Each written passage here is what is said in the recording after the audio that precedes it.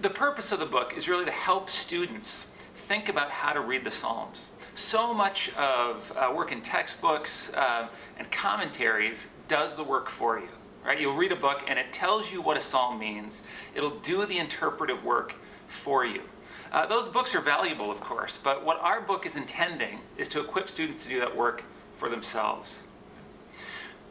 What we want is for students to be able to learn what parallelism looks like, what the cues are, and how they can then go identify it themselves.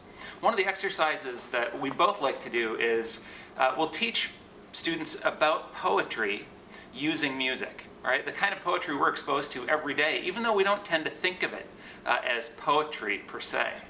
So you play a song, and then the students can start to think about how the lyrics create meaning. With the poetry of the Psalms, it's a similar exercise. Right? So when we think about metaphor, how does a symbol work? How are signs interpreted? And the goal is to get students to be able to do that work on their own. Right? So the book is meant to come alongside the Psalter and equip students at an early stage to start asking the right kinds of questions so that they can begin to engage in interpretation on their own. Really, for all of the Bible, that's as we think about what a good introductory text should do, it should equip the reader. It shouldn't guide them and limit the way they interpret, but open up the possibilities.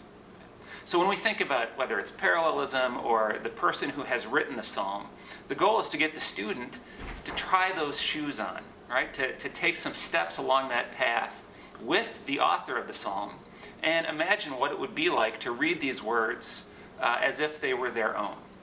So really the whole purpose is to get students thinking about the Psalms on their own and really open up the textual world in a way that puts the Psalms not out there as some sort of esoteric or material that only professionals can read, right? But that the students can take as their own and really engage in ways that open up the book and the material for them personally.